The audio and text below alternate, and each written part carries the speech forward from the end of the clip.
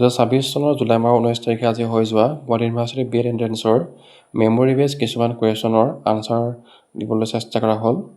তেওঁলোকে যদি কুৱেশ্যনটো উপস্থাপন ভুল হ'ব পাৰে তেতিয়া তোমালোকে কুৱেশ্যনটো শুদ্ধই ল'বা, মেমৰি বেছ হিচাপে উপস্থাপন কৰা হৈছে। মই আকৌ এবাৰ কৈ লৈছোঁ, এই কুৱেশ্যনখিনি আচলতে মেমৰি বেছ। হয়তো কুৱেশ্যনখিনি লিখাৰ পেটাৰ্ণটো হয়তো ভুল হ'ব পাৰে বা পৰীক্ষা এনেকৈ নাহিবও পাৰে, কিন্তু মই মেমৰি বেছৰে কুৱেশ্যনখিনি যিখিনি আহিছিলে তাৰ আৰ্হিটো মই আপোনালোকৰ আগত উপস্থাপন কৰিছোঁ। প্ৰথম কুৱেশ্যনটো আছিলে who is the founder of AI। এই কুৱেশ্যনটো হ'ব John McCarthy. So' who received Jnanpith award for Mrityunjay. Mrityunjay যিখন পুথি আছে তেওঁ সেই পুথিখনৰ কাৰণে কোনে জ্ঞানপীঠ বঁটা পাইছিলে? আনচাৰটো হ'ব বীৰেন্দ্ৰ কুমাৰ ভট্টাচাৰ্য। ইয়াৰ পাছৰ প্ৰশ্নটো আছিলে where did Gautam Buddha died?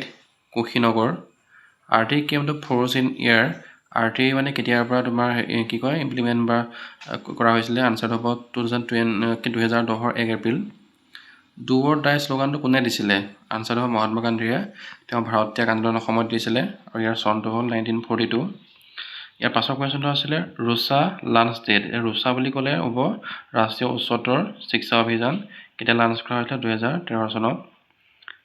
মিয়ানক Chakraborty was from. তেওঁ ক'ৰ আছিলে? তেওঁ শিষ্যৰ কাৰণে তেওঁ বঁটা পাইছিলে, তেওঁ গুৱাহাটী আছামৰ আছিলে। গায়ত্ৰী মন্ত্ৰ ইনফ্ৰম হুইচ বেদ। গায়ত্ৰী মন্ত্ৰৰ কোনখন মানে বেদৰ আছিলে? আনচাৰটো হ'ব ইয়াৰ ঋগ্বেদ। ইয়াৰ নেক্সট কুৱেশ্যনটো ইয়াত তোমাৰ কিছুমান মানে বংশ দিয়া আছিলে, বংশখিনি এৰেঞ্জমেণ্ট কৰিব দিছিলে। তাত বংশবিলাক আছিলে তোমাৰ পালা ডাইনেষ্টি আছিলে, আহোম আছিলে, শালস্তম্ভ আছিলে আৰু বৰ্মন ডাইনেষ্টি আছিলে। এই বৰ্মন ডাইনেষ্টিখিনিৰ ভিতৰত প্ৰথমতে আহিব বৰ্মন ডাইনেষ্টি, তাৰপৰা আহিব শালস্তম্ভ ডাইনেষ্টি, তাৰপৰা আহিব পাল ডাইনেষ্টি আৰু তাৰপিছত আহিব আহোম ডাইনেষ্টি। ইয়াৰটো মানে কাৰেক্ট এৰেঞ্জমেণ্টটো। ইয়াৰ পাছৰ কুৱেশ্যনটো আছিলে who got the Nobel prize in physics 2025। 2025 বৰ্ষত কোনে ফিজিক্সত নবেল প্ৰাইজ পাইছিলে? আনচাৰটো হ'ব জন ক্লাৰ্ক। ইয়াৰ পাছৰ প্ৰশ্ন আছিলে the academic bank of credit, যিটো ABC বুলি কওঁ, was introduce under NEP 2020 primary 2। মানে ইয়াৰ যিখন ABC আছে তাৰ লক্ষ্য উদ্দেশ্যটো কি আছিলে?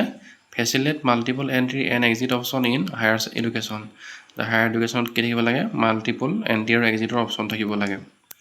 ইয়াৰ পাছত নেক্সট এটা কুৱেশ্যন আছিলে য'ত মানে দিয়া আছিলে the MB of N article is ₹120, it is sold at 10% discount resulting in a 20% profit. What is the cost price of the article? ইয়াৰ আনচাৰটো হ'ব 90। এইটো কেনেকৈ পাইছোঁ ইয়াৰ মইতো অকণ কৈ দেখাইছিলোঁ।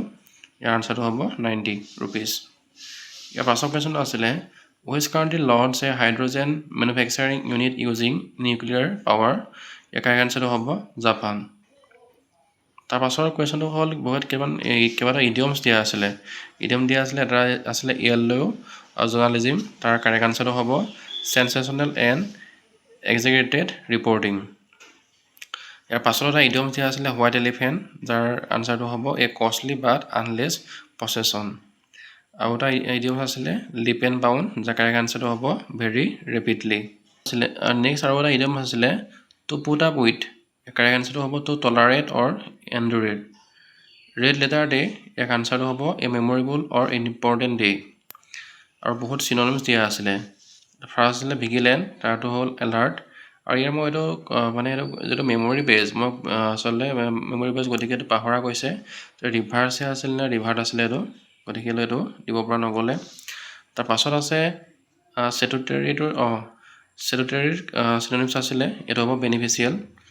তাৰপাছত নেক্সট কুৱেশ্যন এটা আছিলে the 86 constitutional amendment act was in which year.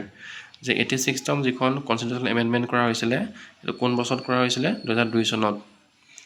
How many prime numbers are below' 30?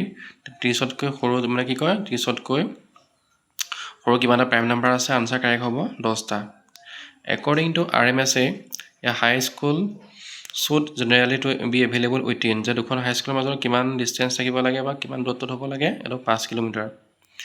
Next আছিলে যিটো মানে পিক বুলি কোৱা হয়, যিটো নলগাহৰি বুলি কওঁ, সেইটো ক'ত পোৱা যায়? এখন হ'ল মানস নেশ্যনেল পাৰ্কত। গতিকে এবাৰ চাবলৈ গ'লে গুৱাহাটী ইউনিভাৰ্চিটি পেপাৰখন ইমান হাৰ্ড অহা নাই, ইজি আহিছে। যিখিনি মেমৰি বেছ কুৱেশ্যনৰ এইখিনিকে তোমালোকৰ আগত দিবলৈ উপস্থাপন কৰিবলৈ চেষ্টা কৰিলোঁ। হয়তো ক'ৰবাত প্ৰশ্নটো উপস্থাপন কৰোঁতে ভুলো হ'ব পাৰে, কাৰণ মেমৰি বেছ, গতিকে লৈ তোমালোকে প্ৰশ্নটো শুদ্ধৰাই ল'বা। এইখিনি আছিলে যিখিনি মেমৰি হিচাপে যিখিনি আছিলে, গতিকে তোমালোকলৈ আগবঢ়ালোঁ। ধন্যবাদ।